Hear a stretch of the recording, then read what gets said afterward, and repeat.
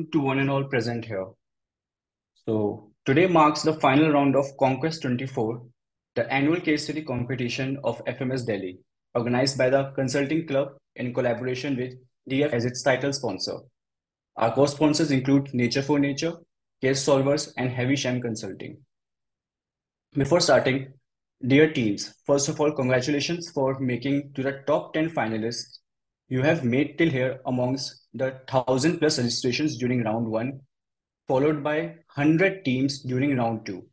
This is the final round where the top 10 teams are going to present their pitch decks or solutions to the jury members. Presenting before you the Consulting Club team at FMS Delhi. The Consulting Club at FMS Delhi is a student-run organization working towards preparing the students for a career in consulting with the agenda of liaising with global consultants to increase their presence at FMS. Our vision is to build awareness and generate interest in the consulting domain among students, create and maintain long-term corporate relationships with the top consulting firms of the world, and make available all resources necessary to build content and competency on the campus.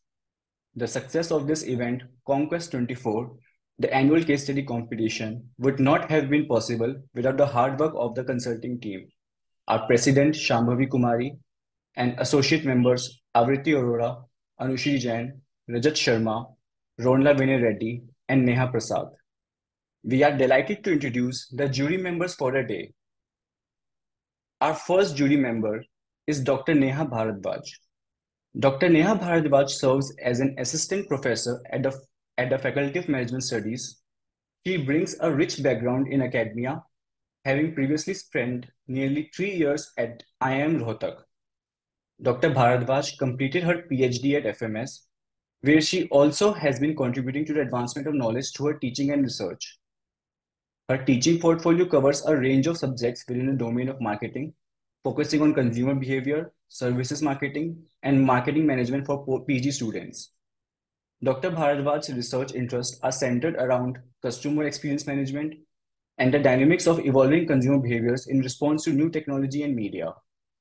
Her scholarly work has been recognized and published in esteemed journals, including the International Journal of Consumer Studies, Journal of Marketing Communication, showcasing her contribution to the field of marketing. We thank you, ma'am, for being with us today as a jury member for the event. Thank you, Rajat. Sure. Introducing our second jury, Dr. Nabajyoti Deka, sir. Dr. Nabajyoti Deka is an assistant professor at FMS Delhi, specializing in mixed methods and qualitative research.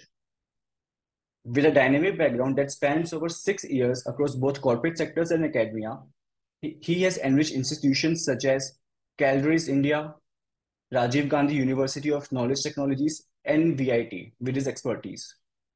Dr. Deka's academic credentials are further solidified by a PhD in Agribusiness Economics and Management from IIT Kharagpur, where his research was a commendable interdisciplinary blend of economics, business management, and social sciences. His postdoctoral endeavors include a significant multi-country short-term study focusing on climate change adaptation, showcasing his commitment to addressing pressing global challenges through academic research and collaboration. Thank you, sir, once again for joining this event with us today. Thank you, Rajat, and good morning to all of you. All the best to the team members. Thank you. Now, introducing before you the jury chair for the day, Mr. Monce C. Mr. Monce C. is the director at DF, a management specialist. His expertise includes marketing, branding, strategy, building innovation capability, thought leadership, organization effectiveness, and corporate social responsibility. Backgrounds for the entrepreneurs and business leaders consulted include Harvard, UPenn, Columbia, Cambridge, ISB, World Economic Forum, Fortune 500 CEOs, IIMs, IITs, RECs, non-profit founders, and top-level management.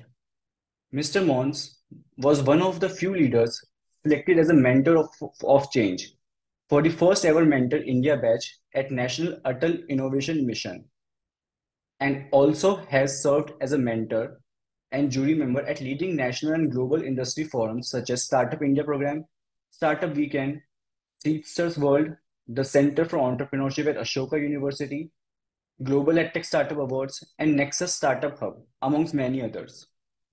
Prior initiatives include heading the marketing and research function at Indian Venture and Alternate Capital Association at 24 years of age, and working as a member of the founding team of a global high-tech venture with a Marx, who's serial entrepreneur and global innovator. Mr. Monce scored in the 97th percentile in 2014 Mensa IQ test, placing him in the top 3% IQ of the world, and is an autodidact and a polyglot. We once again thank Mr. Monce for joining our annual case competition as a jury chair. Thank you so much, Rajat. A quick shout out to the entire FMS team and the consulting club, and wishing all the top 10 teams competing today the very best. Take care and looking forward to this. Sure. Thank you, Monce. So before starting with the actual presentations part of this event, I would request everyone we'll first share with you a corporate video of DM.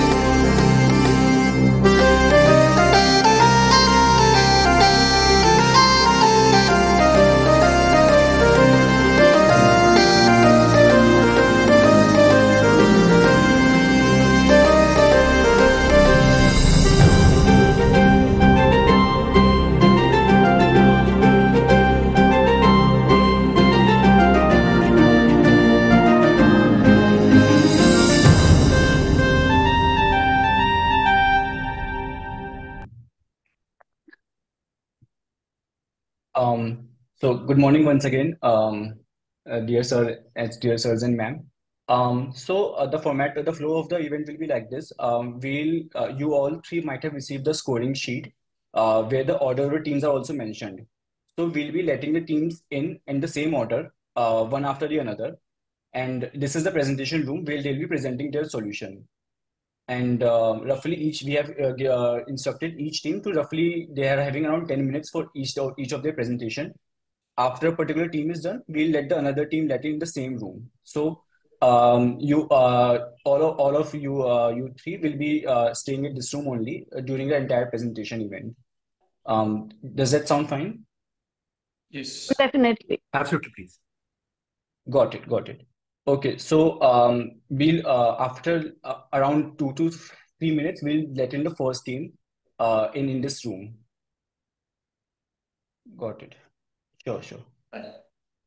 And one of us, the Zoom username of the consulting club FMS, that person will always be here. So just in case anything is required, you can let him know. Vinay is the person behind that account.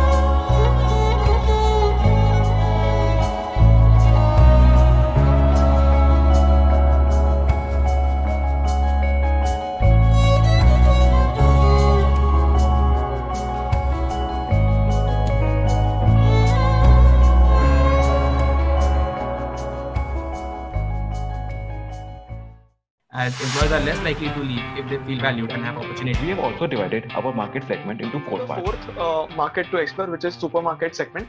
We as the consultants and the client would target big corporates. First and foremost would be to focus on branding a good team. Let's continue with the analysis of the UAE market where our client is operating. At the same time utilizing their customer base, then the merger objectives will be fulfilled. Now, as we are venturing into the B2C Starting with our B2B model in 2024, we'll be implementing the kitchen solutions. Do we have the bandwidth in terms of the financial and operational part? Security provides various expansion opportunities in the areas of food storage. These are viable industries to scale in. We already have a diverse portfolio, as the case mentioned. We are into the kitchen equipments, we are into the modular kitchen solutions, we are in the supermarket equipment.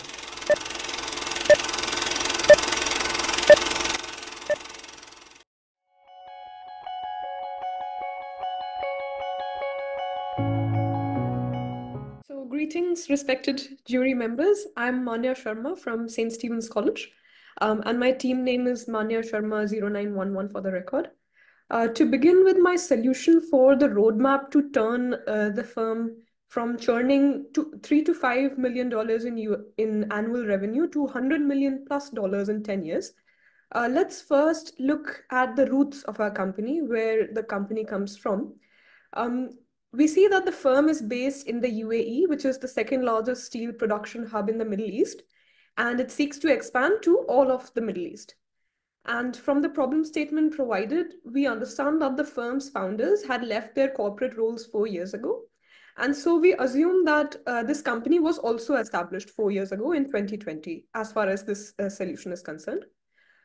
As mentioned on the screen, we noticed that this manufacturing firm manufactures products in 6 product categories, catering to largely 4 product customer segments, which are, as you can see on your screen, listed in decreasing order of expertise and specialization. So we see 4 customer segments, kitchens, or you can say food service providers in general. Then we have the retail segment, which caters to supermarkets. And then we have the medical and the segments for art enthusiasts. So now moving on to the situation that we have on hand. As stated earlier, we noticed that our firm targets being a market leader in the Middle East with $100 million plus in revenue in a decade. However, we need to look at the challenges which are being encountered by them in order to reach this goal. So these include intense competition in the market, and more importantly, the issue is that most of the projects that this company is able to onboard, they are won due to their offering the lowest prices in the entire market. How is this a problem? This is a problem because this leads to a decline in their own profit margins because they're charging a very low price, and so there is no price premium as such which they are charging to increase their own profit margins. So to achieve Manya, just a second. If you could just, get the view right. For some reason, we're not able to really see the slides properly. So sorry for this. No worries. Please, just a moment. I'll check at my end.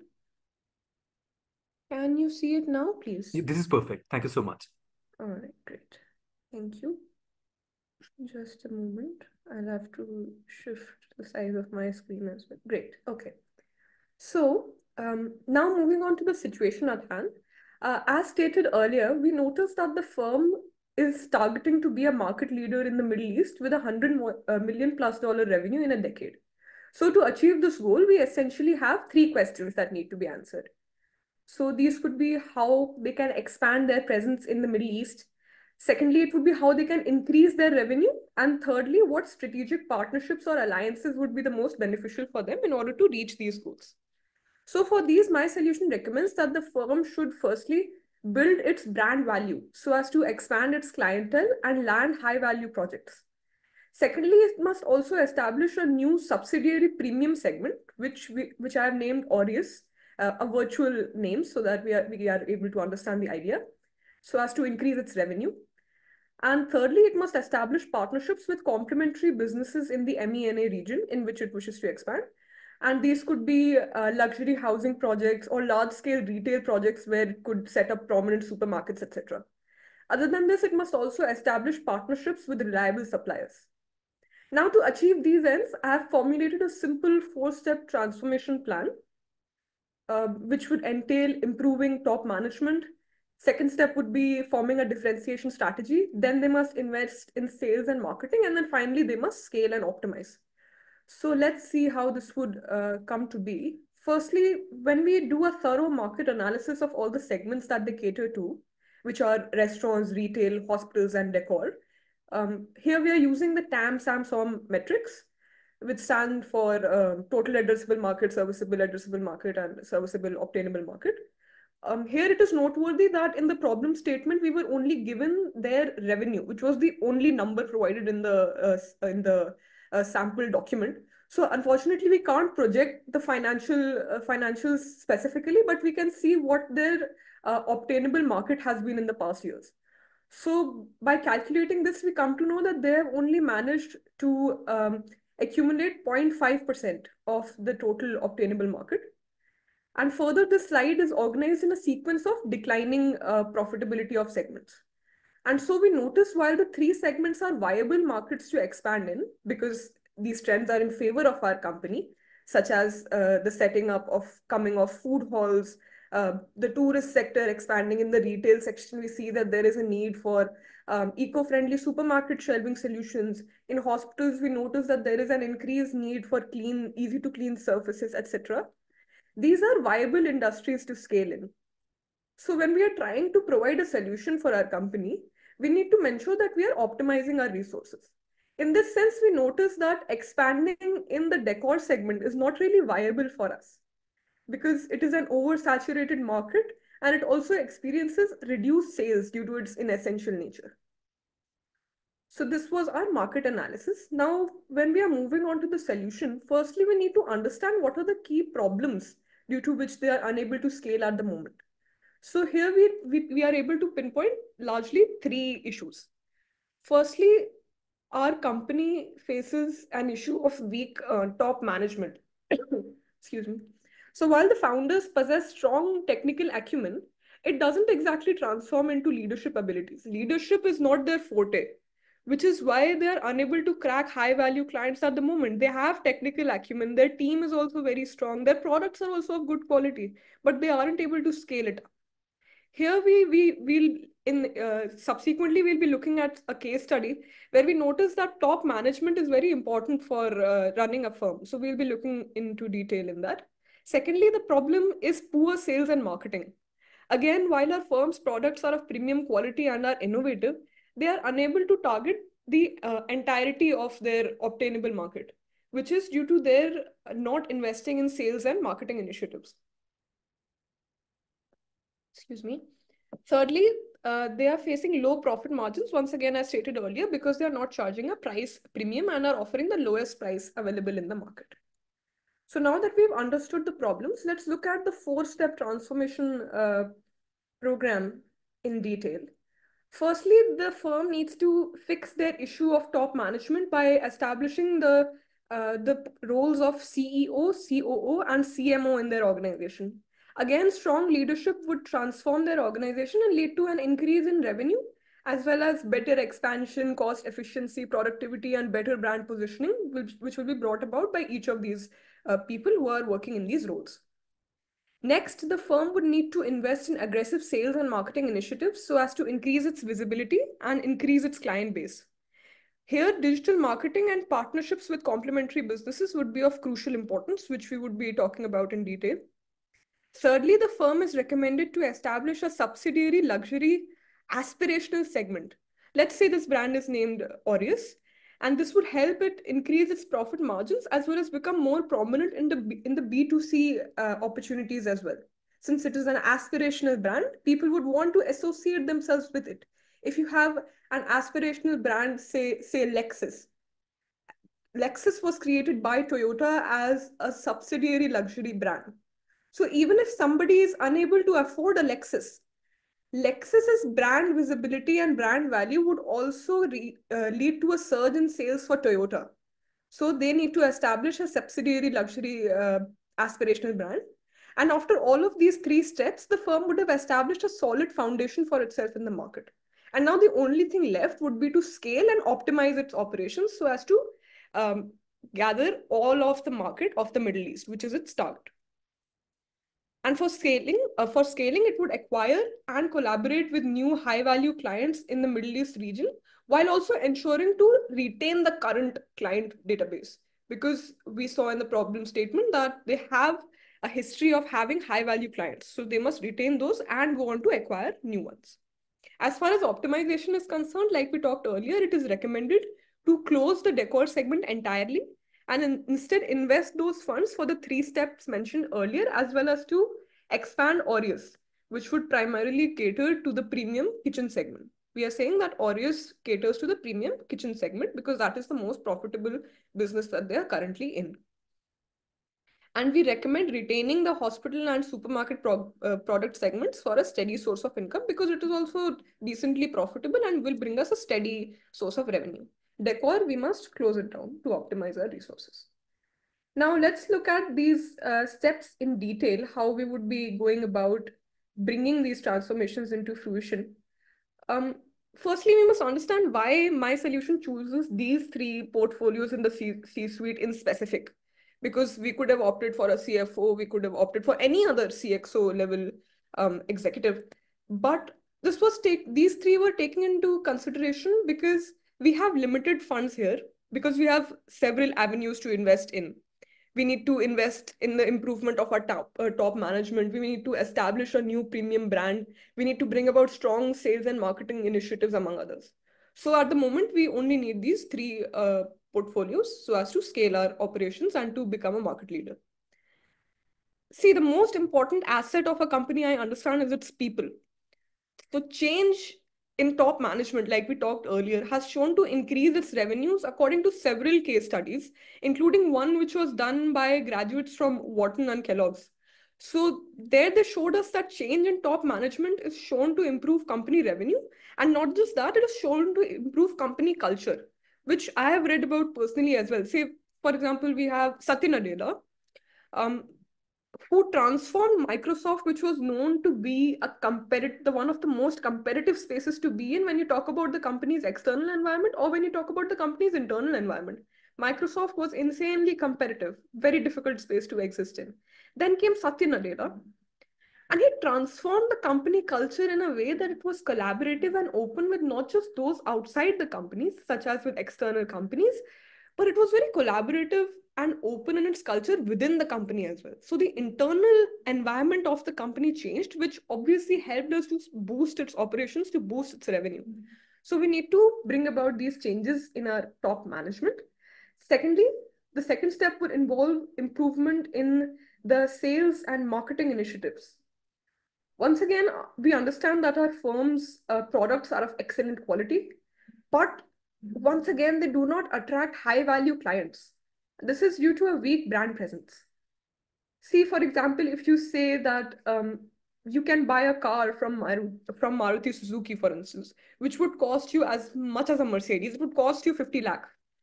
So if you're putting in 50 lakhs, you would be like, I would rather put it to buy a Mercedes. Why would I want to associate myself with a Maruti Suzuki? So this is where the value of a brand comes in, the aspirational aspect of a brand. So they need to invest in their sales and marketing initiatives. Firstly, I think marketing efforts must be tailored to the specific sections of the audience, such as separate initiatives for kitchens, supermarkets, and the hospital segments. Secondly, we must also capitalize on digital marketing. This was the trick which grew Airbnb to $1 billion. So we can hire an external agency for this purpose and they can optimize our operations here. Then we must also collaborate with local influencers and attend prestigious conferences once again to improve our visibility. Our marketing efforts would include all of these, and then this would allow us to improve our sales initiatives. Then one of the key critical issues which was being faced by the company was that of differentiation, because it's a highly competitive market. So one of these main issues could be tackled by building the brand's image again and by creating its reputation with a cohesive identity and aligning its values with the Middle East's aspirations of, say, being a helpful company, such as through capitalizing on its initiatives in working with hospitals. And also, it must be globally connected, which also aligns with the views of the Middle East. Quality excellence would involve bringing about robust R&D investments for high quality products and also ensure rigorous control measures. Then technological leadership must also be focused on, since the founders are from a strong technical backing. And then we must ensure that our practices are sustainable, which would involve partnerships with sustainable suppliers, which work through transparent communication ethical codes. And we must also invest in employee well-being initiatives, because again, the most important asset are its people. And these pillars would help define our commitment to excellence and would bring about innovation, sustainability, and customer trust, which would position us for lasting success in the competitive market. Now it is at this last step when we must introduce our luxury subsidiary brand, Aureus, and it would cater to the luxury segment of kitchen solutions. To differentiate ourselves in the competitive market, we must follow these steps given on the screen, which would allow us to upgrade ourselves. And we must ensure that products which are brought under Aureus must be of luxury quality, so as to justify our charging a price premium and marketing it as an aspirational brand. This again is similar to Toyota, where they brought about Lexus to as their aspirational premium segment. Then lastly, we must scale and optimize through retaining our current customer base and also increasing our clientele by regularly updating them through personalized communication, etc. We must also ensure that we are a transparent company that communicates about any changes or upgrades to keep our clients involved. Then most importantly, we need to scale ourselves at the global level, and firstly in the Middle East. So we must partner with industry leaders. For instance, I suggest that we partner with, say, MR, EMAAR, the MR, which is a company which is one of the leading real estate projects. So we can collaborate with them so as to set up their kitchens, etc. We could also set up some of the most prestigious and the most well-known luxury supermarkets in the Middle East. And this way we will be able to advertise ourselves through geo targets as well. So this would be strategic for us, and this will be allowing us to reach a diverse audience within the Middle East, allowing us to reach our targets of being a $100 million+ company within a decade. So thank you so much. That was my solution.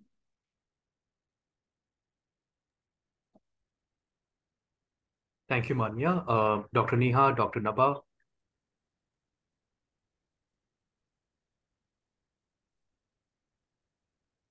All right. So thanks, Mr. Monce.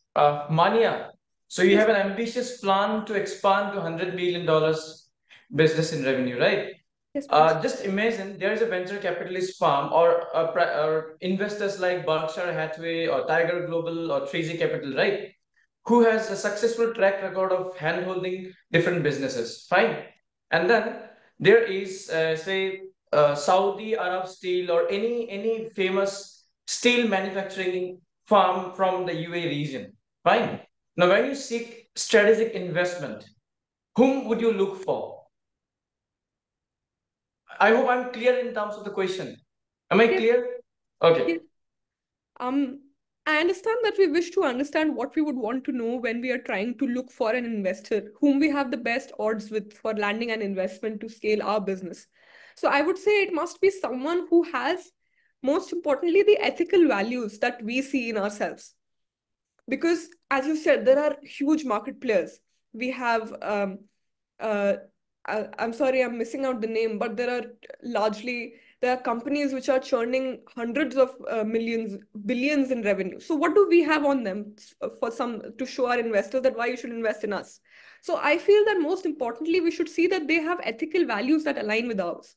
We see that we have technical prowess. We see that we have the backing to show that we have what it takes to be a market leader. So most importantly, I think we should see an investor which should have our ethical values of being helpful in being socially responsible. So that would be the most important for looking at an investor.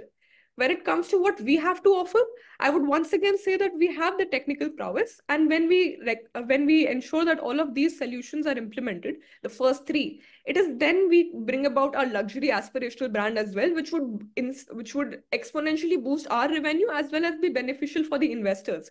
So that I think would be our USP. I'm sure that I understand that this would require some time. The conclusion. We have a 10-year period. 3 to 4 years would be invested in building our brand, and Manya, then bring about the luxury. Sorry to cut you, but so what is the conclusion? Would it be the Gulf Steel, Arabian Gulf Steel, or would it be 3Z Capital or Berkshire Hathaway? What is your conclusion? Whom would you be interested to collaborate with? Or I would be interested to collaborate with any of these firms which have the ethical backing, and most importantly, the ones which are most prominent in the Middle East, because that is where we wish to expand in. Thanks. Thank you. I'm sorry, ma'am, I can't hear you. I think you are on mute. Ma'am, I still can't hear you. I'm sorry.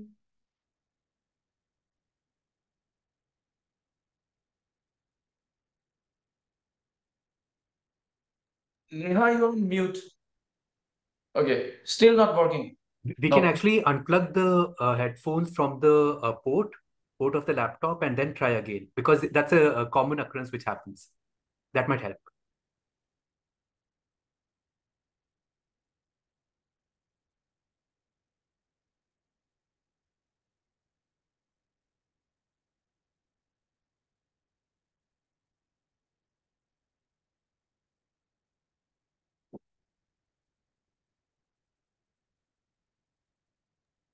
Thank you, Dr. Neha. Manya, thank you for the presentation. We definitely have some good ideas in terms of the new brand and the brand and sales and the differentiation strategy which comes in. Would like to really understand how you went about the research and problem solving approach. How did you really go about it? Were the case studies which you referred to? And in terms of research also, how did you go about it? Thank you so much. So firstly, how I went about this problem is that Firstly, I looked at the problem statement, and then this is what I tried to identify, that what are the three key problems that are keeping the company from scaling up. Because firstly, the problem could have been that your products are just not good enough. That's why you're not doing well in the market. But it was specifically mentioned that the products are very good and the founders are also technically sound. So then if you have such a strong product and you have such a strong acumen, then why are you not doing well? So in that case, I think this is where the issue of management comes in, because you need to collaborate amongst all of the different aspects that you have in your firm. It's your product, it's your people, it's the way you're managing the people, which is the most important. So that's where I think the problem of top management comes in. So I thought maybe this is just a shot in the dark. But then when I came about researching, I saw case studies by Satya Nadella. I read Sundar Pichai's case. So I read several other companies which have got CEOs from external sources to recruit in their own companies.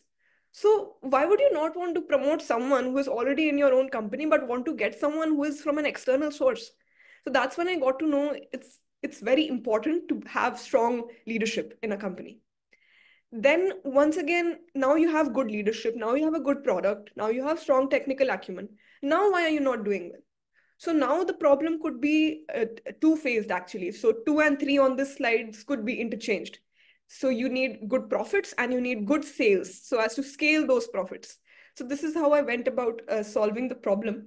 And then when it came to increasing your profit margins, once again, there is only so much value that you can extract from a product, and there's only so much value that a customer is willing to pay you for that. So how do you increase the price for a product? Either you improve the product, but our product is already very good. So now what you can do is you can charge a premium, but the premium should be justified. So to justify the premium, the people should be convinced that I want to give my money to this company, even if it's charging me a premium, because it gives me joy, it gives me happiness. I aspire to be associated with this brand. So once again, there were reports, several reports by McKinsey on this, which were very interesting, of price premiums and of luxury subsidiary brands. So this is how I went about solving this case, please. And then I just connected the dots and pieced the puzzle together, and I think this solution would work. Incredible, yeah. So this is great. Just one gentle heads up on the management change altogether, which is there. So usually, to effect a management change, it's either a private equity move, which is like you're buying out the entire company, and then you say that okay, we have ownership of the company, and then we can put the management leadership pieces together. Which is perfectly fine, because a lot of the good investors, someone like Alpine Investors in the US, and others, and most of them, they actually do look at the top management in terms of what are the changes to be done. In this case, just a gentle heads up that it's still a young company. It's only 4 years old, doing $3 to $5 million, and at this point in time, we're trying to work with the team and try to figure out. So one of the approaches is definitely, I mean, like as you rightly said, try, get in the capability, but we probably have to augment it instead of replacing it. So that's just a gentle heads up when working on the problem part of it. But otherwise, I mean, like you definitely put thought into it. So really appreciate the the thought process and the problem solving and all the other details which went into it. Thank you so much, Dr. Neha. Just checking back if you've got the audio back on. If you would like to take on a question. Ma'am, I still can't hear you. I'm very sorry. Would you like to type out any questions? Exactly. Anything specific that you would like to ask? Okay, thank you so much, Dr. Neha. Thank you, Manya. I really appreciate this. Thank you. All the best. Thank you so much for your time, and thank you so much for your patient hearing. Thank you so much. Thank you. All the best. Thank you.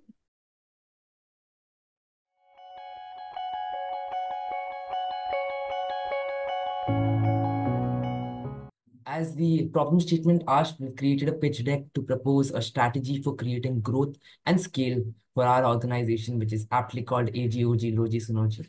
So first of all, we did a market survey of what the landscape currently looked like with a focus on the UAE market.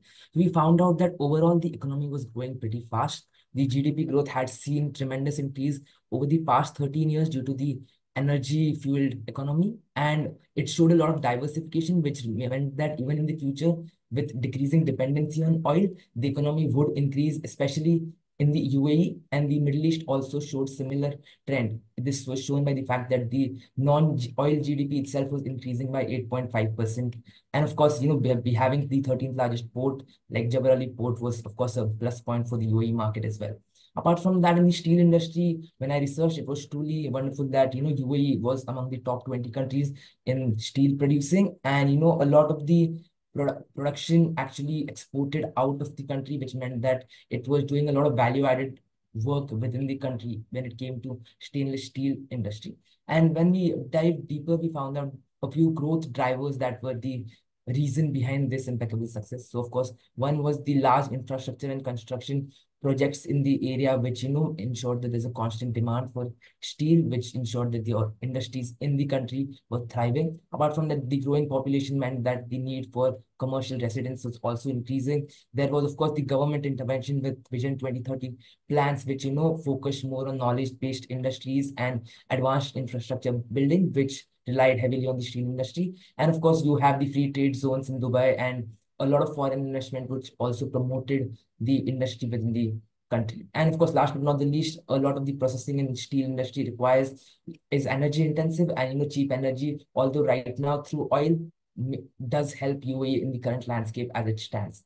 So we found out that with reduced dependency on oil, governments like in the UAE as well as other Middle Eastern countries are actually focusing on generating alternate sources of revenue, and that is where our company, being a value-adding stainless steel company, can actually leverage our skill sets and actually help get a foothold in the country. So we then did an internal capability analysis of our company and found out what we're good at with the SWOT analysis. So of course we found out that our strengths were, as the case mentioned, a strong technical expertise and reinvestment of profits for growth. We found out that some of our weaknesses were in the sales and management team in terms of brand differentiation, and that we were cost differentiating organization. And the opportunities that were mentioned were, of course, first of all, the B2C market for stainless steel, then the maintenance contracts, and the business that was growing in the restaurant and supermarket businesses. Apart from that, the threats were, of course, the intense competition that is present in the market, the cost of IP protection that was mentioned, and the preference for other established brands in the process. Based on this, we did surveys on, if any other company has been in a similar situation, in a similar landscape. And we found out that a couple of decades ago, Saudi Industrial Kitchen Company also had a similar problem. They were essentially willing to diversify from their existing portfolio of basic stainless steel kitchen equipment and bakery equipment. And what they did was they expanded into modular kitchen solutions, laundry equipment, hospital equipment, furniture manufacturing, and that really worked out well for them. So some of the key success factors that they had was, of course, innovation focused, integrating across the value chain, making strategic partnerships for success, and focusing on customer service. And although this might not be directly impactful on our, it does provide a relevant test case for us to understand what we can do as a company and what might be the growth factors that might be necessary for us to proceed. Then we did a strategic analysis of the objective that we had claimed. So the objective was, of course, scaling from a 5 million annual recurring revenue in the UAE to 100 million plus ARR market leader in the Middle East in 10 years. So, of course, the objective was quite ambitious with, 1900% increase. And that essentially meant that you cannot restrict yourself to UAE. You had to, of course, build your foothold in UAE. You had to be a strong player, but you also had to leverage the existing, free trade agreements, the FTZs, to ensure that you export as much as possible, because that is where you, as a player who is operating in UAE and has access to ports like Dubai, can actually win. So we found out that you need to build competencies while also expanding both geographically as well as functionally. Then we delved into a few possible paths of growth. And of course, there were paths like strategic partnerships with the other organizations, operational excellence to optimize the production, and of course, building the brand. And although all of these paths do make sense to some extent, we should incorporate them in our process. We found out that, in terms of strategy, it is more about deciding what not to do. So rather than doing everything at one go, we decided that while we can do the option 3, 4, 5 on the background, continually, improving our processes, the initial focus with considerable investment should be on expanding our markets, both from a geographical expansion as well as industry diversification point of view, as well as innovating our product, by focusing on R&D, which has already been a strong part of our portfolio. So that is what we decided was should be the main focus of our organization. So based on that, we delved into a few options for the market expansion. So of course, geographical expansion is one of the main options, expanding to other countries in the MENA region through the ports is given, and that is how the products must be developed so that they can cater to all kinds of countries. But apart from that, in the market expansion, we also talked about the industry that we should target. So the food and storage industry was one industry that we found out that was quite nice and quite enticing, because it saw a CAGR of 2.3%, and the annual storage industry actually had 52.4 million metric tons by 2025. So that is the projection. And we've seen a lot of initiatives as well. The UAE National Food Security Strategy has tried to take an initiative to make in Emirates. So, there's a lot of focus on local suppliers, which means that a lot of production will be happening in-house, which means that a lot of food storage industry will be thriving. And apart from that, we also see that a lot of foreign players and big players have actually set up plants in the UAE, such as GMG has already set up 4 facilities in the organization. You see, with an increasing population, with an increasing GDP, we'll see a lot of more players coming in the market. And we feel like, rather than allowing some external foreign player to dominate this market, we should move ourselves first and allow and take hold of this market. So, of course, the reason why we chose was also because it had a nice company fit. We are technically expert. It is in our technical expertise. So since we have a strong engineering and R&D background, we can actually innovate quite well in this industry. Having a strategic location also means that we can export our equipments to other countries like Kuwait, Saudi Arabia, Iran, Egypt, which are also seeing tremendous growth. Of course, this revenue stream also adds to the annual maintenance contract, where we can provide annual maintenance contracts to these organizations, and it is a high value segment, which is something that we like to target because it is a premium equipment and price sensitivity is not really a concern. So, this was our first suggestion. Apart from that, we also found out that the restaurant cooking equipment, which is basically the fast food chains and the restaurant chains in UAE, are also seeing tremendous growth, and capturing that market also makes sense. We found out that UAE is among the highest, UAE population is among the highest who spend on restaurants, around 3,159, and that is around 46% of the total food spend. And there's been tremendous growth. Chain full service restaurant sales are growing 1.8 times as fast. And right now the market still has a lot of gaps. So there, compared to the US, which has around 320 people per restaurant, Dubai only has 260 people per restaurant, which means that there is going to be growth in the future. And since there is going to be that growth, you'll see a lot new local ventures starting up. You might see, foreign players who come in and set up their chains. And that is where we can actually have a good opportunity, because Of course, because we already have an existing client base, so we can actually leverage that to sell our equipments. We can cross-sell, we also are in the decoratives and artwork business. So some of these restaurants might be, top-end restaurants who might want fancy art and decorative artworks, which we can provide to them as well. Brand building, of course, targeting specific restaurant segments can help us build a distinct brand identity. And of course, economies of scale comes into place, because if we gain a contract with, let's say, an organization like McDonald's in the UAE, then we'll be able to sell a similar standardized product to all outlets in the UAE of McDonald's as well as in the MENA region. So that would be a big contract. And I think that would help us optimize our operations as well. So if we have such a big order and, our revenue streams as well. So both of these options are the ones that we suggested the most. Of course, our company also has a foothold in the hospital equipment, but our suggestion was to, divert from the hospital equipment to the restaurant and cooking food industry, because I think from a brand perspective, if we try to do a lot of things, that would not pan out well in the longer run. Since we are trying to become a big company with a revenue of 100 million, we need to have scope, but that doesn't mean that, we try and do something that affects our main portfolio. So our suggestion would be to, while the indulgence in the hospital equipment industry should be reevaluated to see how much value it adds and how much impact it has on our standing as a player in the restaurant and the food storage industry.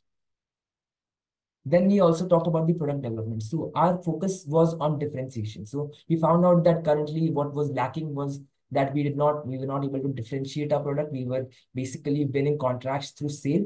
And that is a bad strategy if you want to grow, by 1,900% in 10 years. You need to differentiate your product. And so a lot of focus should be on the features. A lot of focus should be on making the design modular so that, customizations can be provided to the customers. They can use the same set of tools or parts to make different kind of equipments. Sustainability, of course, is an integral part, because with the coming years, if we try to do something that's not sustainable, it will not be working in the long run, and we'll have to reevaluate our value chain again and again. So it makes sense to, indulge in sustainability from the get-go. And of course, using data integration to, optimize processes throughout the value chain. Targeting individual buyers, we were thinking of targeting premium buyers with luxury materials, first of all, with premium finishes like stainless steel or copper to appeal to high value and buyers seeking prestige. We tried to provide smart features with technology, voice control, app connectivities, which is something that we can provide as we have an expertise in engineering and technology. Apart from that, customization options can also be provided in our products. And last but not the least, we thought of providing limited editions in our products. It may be, in the utensils business, or it might be in the artwork business, provided limited editions offers us a quick revenue stream while also, improving our brand image. Last but not the least, the problem of the marketing. So basically, we believe that if we have a differentiated product with proven features and success rate in the marketing department, if we have proven features, the success rate in the marketing department will improve, because a lot of the times, if you are asking your marketing department to sell simply on the basis of price, that is the only strategy they have, and that is what they end up achieving. So if we ourselves provide a differentiated product, they can also present it better and they can gain better contracts from their side. And that would help us move from a cost leadership, which we currently have, to a product differentiation strategy. Organizational improvements are also necessary, as the sales and marketing team, which has currently been lacking. You need to recruit experienced professionals with expertise in the Middle East region, use data-driven sales by using CRM softwares, develop targeted marketing campaigns for different regions and customer segments, and, participate in industry events to show brand awareness. Apart from that, investment in talent and training is necessary, because as we saw, a lot of the funds were actually sent back into production and not incentivizing the employees. So we recommend, including performance-based compensation to recognizing top performance at annual felicitation events. And apart from that, improving operational efficiency is necessary as we streamline the production and reduce waste, because as we are growing, we will be assuming a lot of workload. And once that is there, these operational inefficiencies start to eat your bottom line. So it is necessary that we streamline it and have a dedicated department into improving the supply chain and the opportunities in that area. Apart from that, since we have a focus on product, we need to have a dedicated product team that focuses on research and development, and that department should be in close communication with the sales and marketing to constantly understand the needs of the market and, alter the product accordingly. And, you need to also, create a product development budget and roadmap so that we don't go overboard. We don't, invest in projects that are not value adding or that have a negative present value in the future. Last but not the least, since we are planning for diversification across geographies, we need to also have global teams. Since we're focusing on the MENA region, we need to have people from the MENA region as well as people from outside, as many people as we can get to add perspective, to bring in, experts in local areas for, marketing and sales consultation to understand the landscape thoroughly. And of course, since we have free trade zones in Dubai, we can also have offshore offices to, send salaries outside. We can have offices in India that do the technology. We can have offices in the US that do the designing. So we can have that kind of structure to optimize our cash flow, up our operational efficiency, so that, we don't miss out on creativity.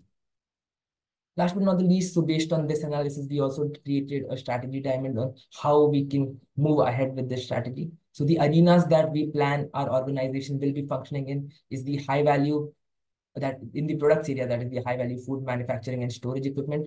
In the services, of course, the food manufacturing and the equipment manufacturing industry would require after sales and maintenance support, which is necessary to build trust, and that can also act as a revenue stream. The markets that we would be focusing on was with an initial focus on UAE and then expand to other regions. And the customer segments would be the large food manufacturers, supermarkets, chain restaurants, etc. The vehicles that we would use would be the product development, a focus on product development, a robust marketing and sales plan, improving our operations, and expanding thoroughly throughout the MENA region. Our differentiation would be our quality and reliability and our customer service. So we need to focus on the current situation that we have. We are already known for quality and reliability. We do not need to give up on that. We need to focus on that while adding more products to our portfolio. And the staging could be, for the first 2 years, we could focus on product development, build sales and marketing team, and establish a strong presence in the UAE markets itself. Once that is done, you are able to launch the products in the UAE market and achieve at least 20% of share in the UAE restaurant equipment market. We can then start our expansion into the MENA region. Of course, we'll be planning the expansion for the past 2 years, but let's pan out slowly once we understand our strategies in the UAE and once we have a positive revenue stream, so that we can absorb any losses that we may have when we enter other countries. And once that is done, beyond year 5, we can become a leading player in the MENA region slowly by also taking care of competition. We might face competition from local players, so we'll need to decide how we want to react with them. Do we want to collaborate? Do we want to coexist? Do we want to compete actively with them? So those are decisions that we need to make real time based on the competition that might come up. And the economic logic of our solution is basically that, first of all, we're creating value. We're creating value for ourselves. We're creating value for our clients. So that is, of course, great profitability. With a premium pricing strategy, we can actually make more profits, and that would be justified due to the product quality and innovation that we provide. And as we increase market share, we can focus on organic growth initially and then leverage partnerships for faster and more sustainable expansion in the long term. So that is our strategy in the short, in a brief way. So we think that this would really help AGOG, Logi Sonogi, to achieve growth in the 10 years. Of course, there are multiple caveats, and in real time, the strategy would have to change to fit the market scenario. But as it stands, we believe that this would help the organization get a better understanding of what it may want to do. So yeah, that is it from our side. Thanks a lot for the opportunity to present. We are now open to questions. Thank you so much, Abhishek. Requesting Dr. Nabajyoti and Dr. Neha to go first, and then I would be, coming to the questions too. Sure. Thank you so much. Sure, thank you. Should I share this to you? Yeah, thank you, Abhishek, and thank you, Mr. Monce, for giving me the opportunity. There are 2 questions, specific questions. One is internal to the firm, and one is external to the firm, right? So when you talk about, say, diversified portfolio, right? So you have different product catering to different markets, right? Even including B2B and B2C. So when it comes to diversification and attaining competitive advantage or creating value for the shareholders, one important concept which we look for is economies of scope, right? So where do you see this economies of scope coming when you are talking about a diversified portfolio of stainless steel products? So that's my first question. My second question is, it's coming from the macro environment. Recently, the European Union have implemented Carbon Border Adjustment Mechanism, CBAM, for the iron and steel industry. I'm sure you must have heard about it. Yes. So how is this going to impact your business? I hope I'm clear from my end, Abhishek. Right. The questions are clear. So I'll focus first on the internal question. So I believe that economies of scope are necessary because, as I mentioned, the ambition, the target is quite ambitious. You cannot grow 1,900 in a market that might be restricted like the UAE simply by providing one product. So that is why, even my solution offered two options, focusing on the food equipment industry as well as the food storage industry. So that would mean that you're present across the entire value chain, from the storage of the food to the manufacturing of the food to the restaurant businesses. So that essentially means, one, we believe that it would add scope because even if any player, let's say a manufacturing player, wants to move upstream and start, selling products like Walmart, let's say, decides to start a retail store and offer burgers, they already have contracts with us. So we can leverage those client contacts and actually help us. So I think those would allow us with scope. Of course, we already have a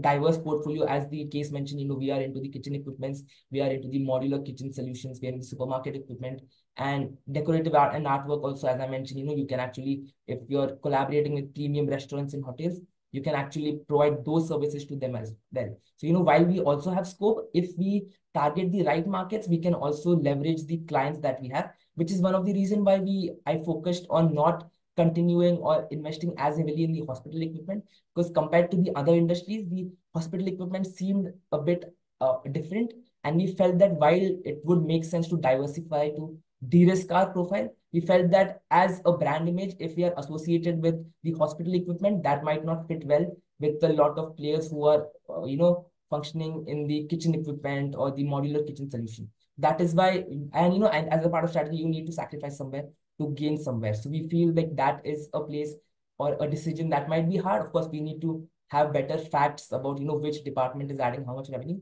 But from a preliminary analysis, I feel like that is important.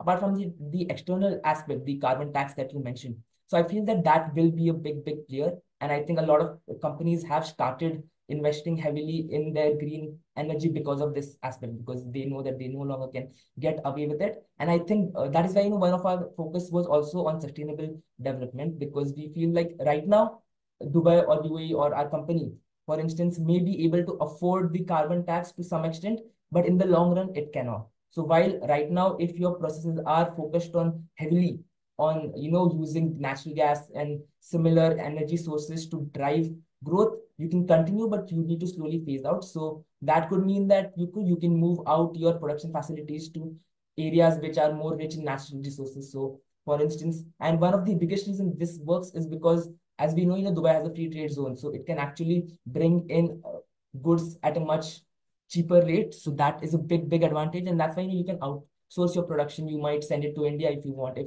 you have the necessary scale. Right now, I feel like the scale is not as much, so outsourcing did make sense. But if you're becoming $100 million company, it makes I would say it makes very little sense to only do the entire value chain in UAE. You need to send out your departments. You need to make your entire company global. And that is how, you grow, because without that, we feel like that would be restricting your own scope. And you're right. Thank you. Thanks a lot. Thanks. It was a great question. It really made me think. Thank you. Thank you so much, but I think my question gets answered through the first question that Naba posted. So I just wanted to understand how your strategy aligns in terms of how you're differentiating. So I think I'm good with that for now, requesting Mr. Monce to take ahead. Sure. Thank you, ma'am. Thank you, Dr. Nabajyoti. Thank you, Dr. Neha. Abhishek, wonderful job done with the limited information that we had on hand in terms of the company and, the challenges that we're facing in terms of all the things going out there. So just wanted to understand two bits. One is obviously the strategy part of it. I mean, how did you go about the research part of it? Figuring out that, okay, this is what we have to do. And second is obviously, I mean, when we are, one thing, obviously, when you're, really venturing into businesses, you really have to figure out which are the high margin opportunities out there and the volumes, right? So high margin bhi hona chahiye and volumes bhi hona chahiye. So if both of these things kind of sync up, that's like a golden opportunity out there. So would love to learn more about the research, how you went about it, and then going about the different blocks in terms of saying that, okay, this is probably, one way to, get there. How did you really go about it with the team? Right. So I think the first part, of course, I'll start with the research. So let me just start with the slide. Okay. So basically what we did was, of course, we had a lot of resources mentioned in the end of the case. So we went through it, those helped us get an idea of what the landscape looked like. And it seemed like, I did not expect UAE to be such a big player in the stainless steel industry, but the reports altered my view. So we did that first. Then, in our free time also, we saw a few videos about the utensils industry. We saw, case studies about Prestige and other companies in India that have worked. And also, based on research, I think there were many research by, let us say, the Dubai and other government organizations. They had reports, annual reports, or industry reports about what worked in their industry, and that helped us understand that Dubai actually is a great place to do business. I mean, we knew about it, but we saw the actual policies in place, the tax benefits, how easy it is for an organization to come from outside, set up business, and that really made us think that our organization can also thrive. So we did. So basically, the first research was basically using the resource that we had. Then we read through government in the reports and journals, and then we found out about different companies, because we feel like, and I've done this for a few case comps, what I like to do is find out companies that are similar, that have been in a similar position, and that have both succeeded and failed. So in this case, I was not able to find a company which failed because it's very niche, the Dubai market, utensil market, and the time was restricted, so I couldn't delve that deep. But I found out one company, the Saudi steel company, and that had a very similar brand portfolio, and that also managed to succeed by diversifying. I think one of the companies, Good Earth, was another company, an Indian company, which was earlier focusing only on providing small scale decorative furniture equipment, but then they moved out into full-time product sales through B2C. So I think there are multiple instances of companies doing this. So based on that, we realized that our strategies should also be focusing on that, trying to diversify. And talking about the margin and the scope margin that you mentioned, of course, that is why we've focused on two parts. One, we expect the food storage industry equipment. So we expect not a lot of small players to be present in that, but we expect that there'll be like maybe 20, 25, 30 big players, but those will be big sources of revenue, and they'll be our returning clients. Once they have invested with us, it's very unlikely that they will go and the stickiness is very high. So if they buy our equipment, if it runs out in 5 years, if they need to change, they'll come back to us. So that is something that would allow us, and the margins are also pretty high in this area. Then coming to the restaurant cooking equipment, here we'll be targeting people across the economic scale. We'll be having people who are opening their restaurant, single families, as well as big chains who might want to open. So there we have a lot of customers, so the margins we can alter accordingly since we have a lot of people. So to target more customers, we'll have to maybe sacrifice the margins to some extent initially to gain more leverage. So that is something that we can decide based on the strategy. It depends whether we want to be a sort of premium utensil equipment, so that we only target the big brands and continue to maintain the the margins and the profits per sale that we make, or do we want to have more customers? Do we want to build a good rapport with the entire community in the UAE, the food industry in the UAE? And our suggestion would be the latter, because as our suggestion suggests, we want to be present across the value chain, and that would essentially mean that you need to have a good rapport with people across the value chain. So you need to know where you can charge high and get away with it, where you can charge low and get away with it. So that balance is necessary in our opinion. So I hope that answers. If there's anything more that we should clarify. Incredible. Thank you, Abhishek. That's it from my side. So, any more questions from anyone's side? No, I think that'll be fine. Thanks a lot to the panel. Thanks for the questions. They were truly invigorating. So we hope to interact in the future as well.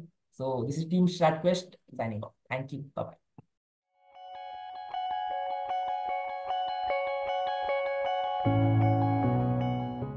Hi, good morning. I am Mihir Shah from Team Prowess Equest, and this is my final presentation for the Conquest case competition. Before we start with the analysis, here's a quick overview of the problem statement in my understanding. AG, OG, Logi, Synergy, despite strong technical expertise and initial success, faces limitations in scaling due to insufficient sales and management talent, lack of differentiation, focus on low margin projects. They aim to become a 100 million plus ARR market leader by strategically expanding into high volume segments, investing in R&D and brand building, also leveraging partnerships and acquisitions. Now let's look at the industry as a whole before we deep dive into the analysis. The Middle East stainless steel market is projected to reach $5.7 billion by 2027, experiencing a CAGR of 5.1%. Some trends that we observe in this industry are focus on high-grade steel, technological advancements, increased regional production, and an emphasis on sustainable methods of production and complete cyclicity in the product cycle. Growth drivers in this industry are mega construction projects, expanding tourism industry, focus and advances in healthcare and food safety, and lastly, urbanization and population growth. Some of the challenges in this market are a fluctuation in the prices of raw material because of global trends, which can impact profitability. There's intense competition from regional and international players, some offering lower prices. Lastly, it's a very capital intensive business requiring a lot of fixed cost upfront to start operations and scale them further. The competitive landscape is quite strong with a lot of incumbents and startups. Some of the prominent players are Emirates Steel and others in the market. So now let's let's analyze the internal part, which is the client side. AGOG Logi Sonogi is a stainless steel manufacturing company where the founders come from a very strong technical background. As production specialists with expertise including estimation, planning, engineering, R&D, and having held key senior roles, they have a lot of expertise, which is basically helping run and grow this company. If we look at the value chain of a steel manufacturing company, firstly, there is raw material sourcing, which is sourcing high quality iron ore from reputable suppliers in the region or internationally. Secondly, there is logistics and warehousing, where we optimize inventory management to minimize holding costs and ensure timely availability of materials. These two were the upstream activities of the value chain analysis. Now coming to the core activities, production, the entire flow of iron ore and coal through the cycle to produce steel. Second part is design, where value-added processes are done to convert steel to usable products for different use cases and segments. Now coming to the downstream activities, which are marketing and sales, where we generate demand, get orders, market to customers, and other complementary activities. And lastly, distribution, where we service the orders, ensure timely delivery, and after-sales service. From the SWOT analysis mentioned in the case brief, here are the relevant and a crisper version of the same. The strengths of the client is strong technical expertise, offering a wide range of stainless steel products, and already achieved a 3 to 5 million ARR in USD within 4 years, demonstrating excellence. The weaknesses are limited sales and management expertise, lack of dedicated talent, over-reliance on low-cost strategy. They've primarily won projects based on price competitiveness, and limited investment in IP protection. The opportunities for the client lie in growing industries and the trends mentioned earlier, and focusing on the higher value segments, while at the same time, the threats for the clients are high competition, risk of competitors copying design because of weak IP strategy, and volatile economic conditions. So a summary of this will be an as-is state to to-be state mapping, where currently it is a competitive player with proven record and technical knowledge of the founders with a weak base, while the to-be state is an expanding player at $100 million ARR with processes for IP, marketing, branding, and points of differentiation. Now let's evaluate the various market options available for the client on a common theme to decide which market to focus on. Firstly, the QSR market. Here the market size is $8.2 billion and it's expected to reach $30.4 billion by 2028, growing at a CAGR of 8.3%. The gross margins are around 20%.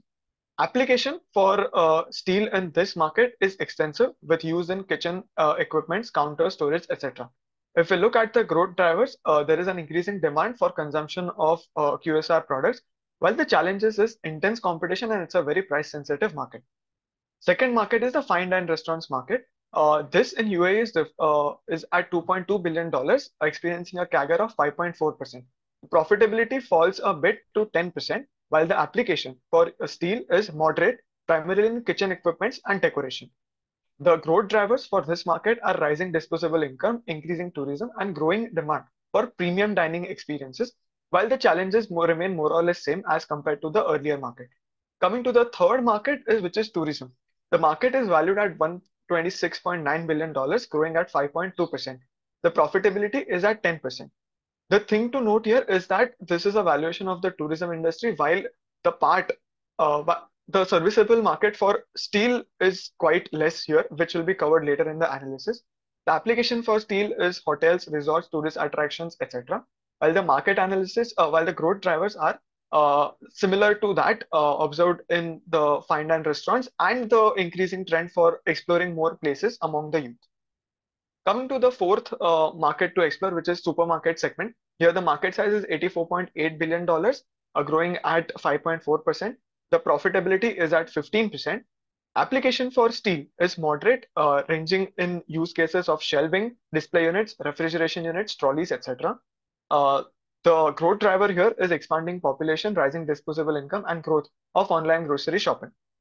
The fifth market, clinics and hospitals. This is another huge chunk with a market size of $87.6 billion, growing at 6.8%, margins around 20%. Application is moderate with use cases in surgical equipment, furniture, sterilization units, and other capital products used in this industry. The growth drivers is increasing healthcare spending and adoption of taking health as a priority attitude.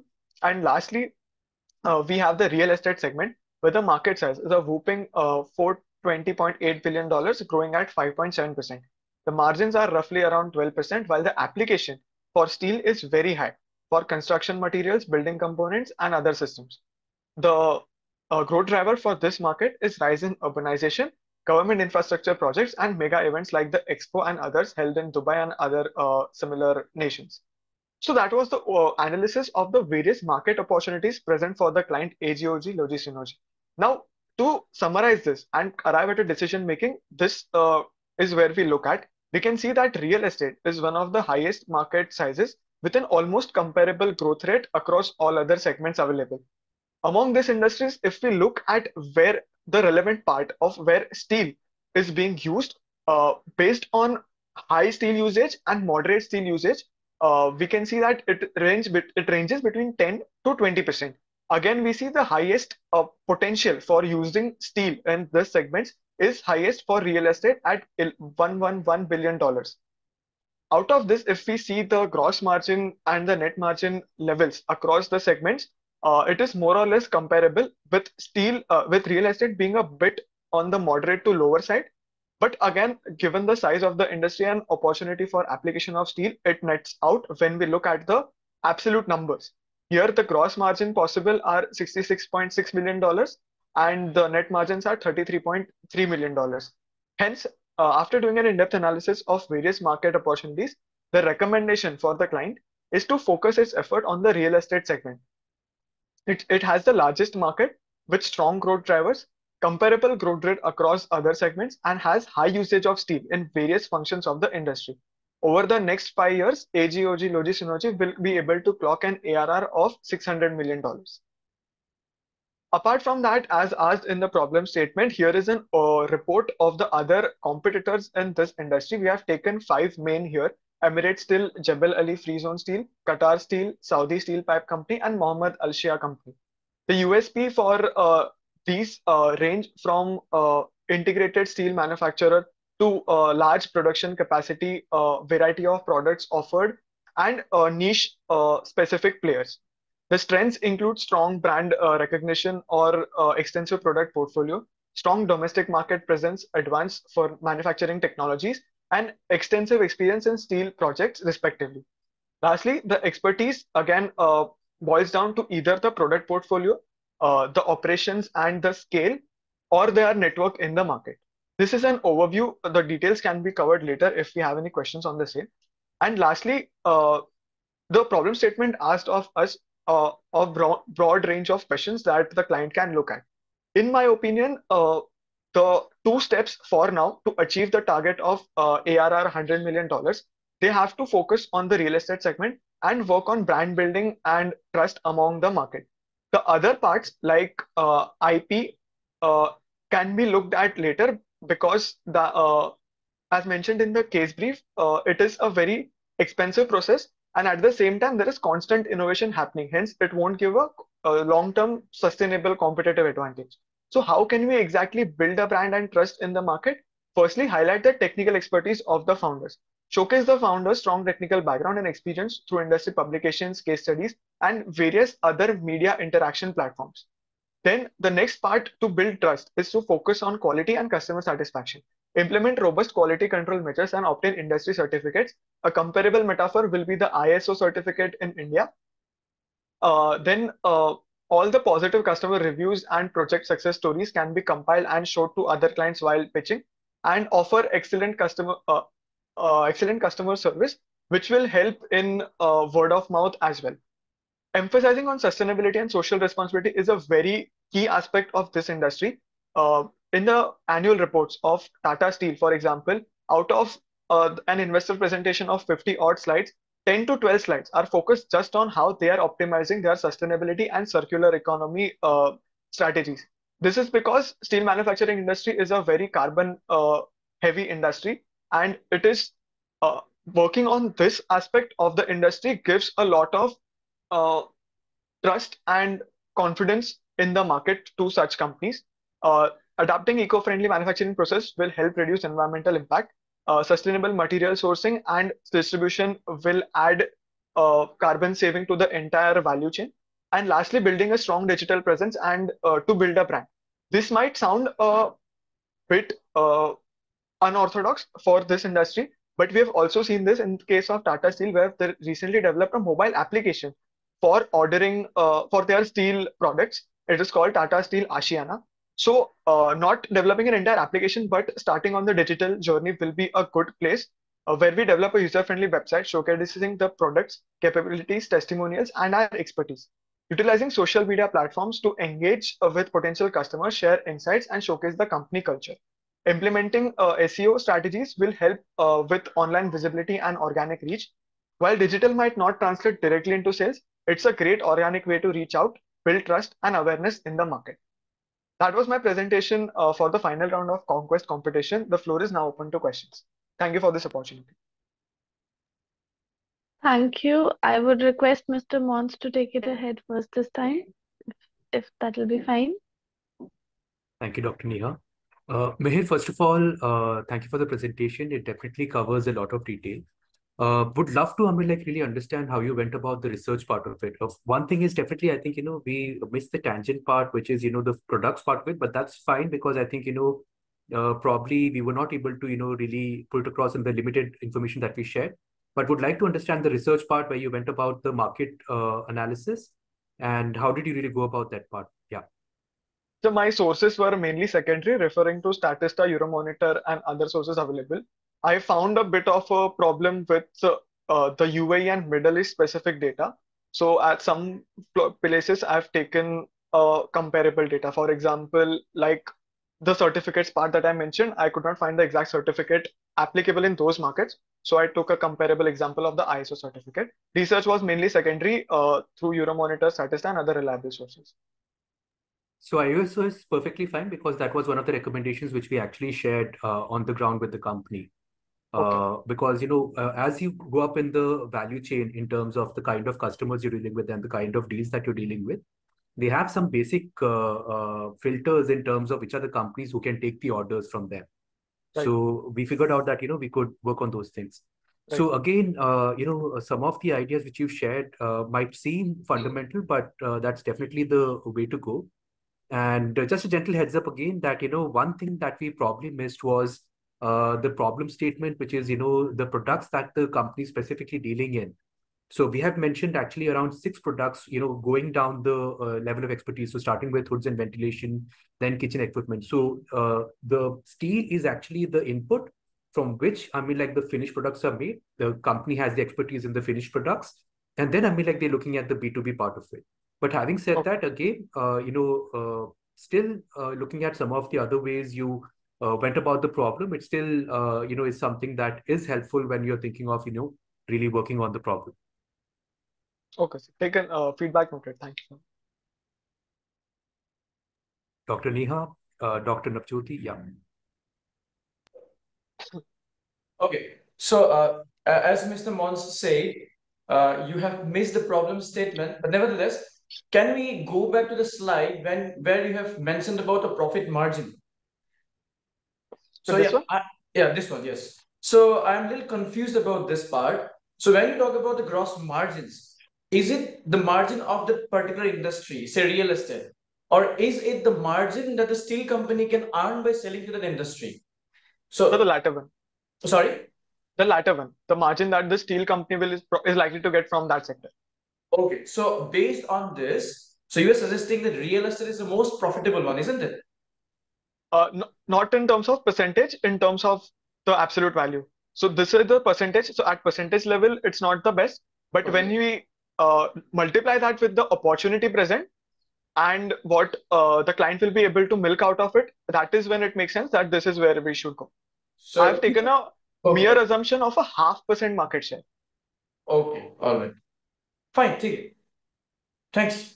Neha, over to you. Yeah. Thank you, Mihir. I think I resonate with what Mr. Monce and Naba said, that although you've missed out on the product part of it, but I like the way that you've presented, and I think my thoughts have been covered already. So thank you for the presentation. All right. Thank you for the feedback, jury, and thank you for this opportunity.